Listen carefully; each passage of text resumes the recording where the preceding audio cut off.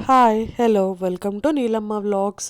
ఇదైతే మా కజిన్‌కి పాప పుట్టింది. అంటే మా మేనత్తకి మనవరాలు పుట్టిందనమాట. నా షార్ట్స్‌లో చాలామంది చూసే ఉంటారు తనని.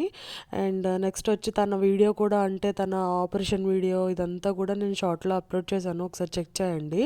తను ఆ రోజు డిశ్చార్జ్ అవుతుంటే ఆ పాప కోసం గ్రాండ్ వెల్కమ్ ఇవ్వాలని చెప్పి ఫ్లవర్స్‌తో ప్లాన్ చేశాము.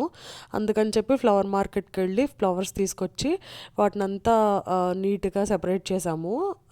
ఆరెంజ్ బంతి అండ్ యెల్లో కలర్ బంతి పువ్వులు, నెక్స్ట్ రోజెస్ ఇవన్నీ కూడా తీసుకొచ్చాము.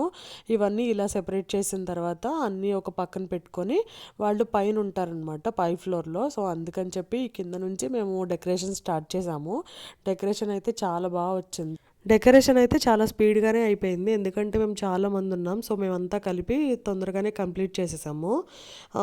యాక్చువల్‌గా ఈ డెకరేషన్ చేయడానికి మెయిన్ రీజన్ ఏంటంటే ఇప్పుడు పాప పుట్టింది కదా! తన ముందే ఇంకా బాబు ఉన్నాడనమాట. అంటే తన పాపకి అన్నయ్య అనమాట. సో, వాడు పుట్టినప్పుడు కూడా మేము ఇలానే చేసాము. వాడు ఇప్పుడు కొంచెం పెరిగిన తర్వాత ఆ వీడియో చూసుకొని చాలా ఎక్సైట్ ఫీల్ అవుతాడు అండ్ చాలా హ్యాపీ ఫీల్ అవుతాడనమాట. సో, తిను కూడా ఇలానే పెరిగిన తర్వాత తన కోసం ఇలా చేశామని చెప్పి చూస్తే తను కూడా అలానే ఫీల్ అవుతుంది అని చెప్పి మేము ఇలా డెకరేట్ చేసాము. మేమేం ప్రొఫెషనల్స్ ఏం కాదు. ఏదో నార్మల్‌గా మాకు తోచినట్టయితే మేము చేసాము. డెకరేషన్ అయితే చాలా బా నచ్చింది. అండ్ తను కూడా చాలా సర్ప్రైజ్ ఫీల్ అయ్యింది. అండ్ చాలా డెకరేషన్ కూడా చాలా బావుందని చెప్పి చాలాసేపు మమ్మల్ని మాకు చెప్పిందనమాట.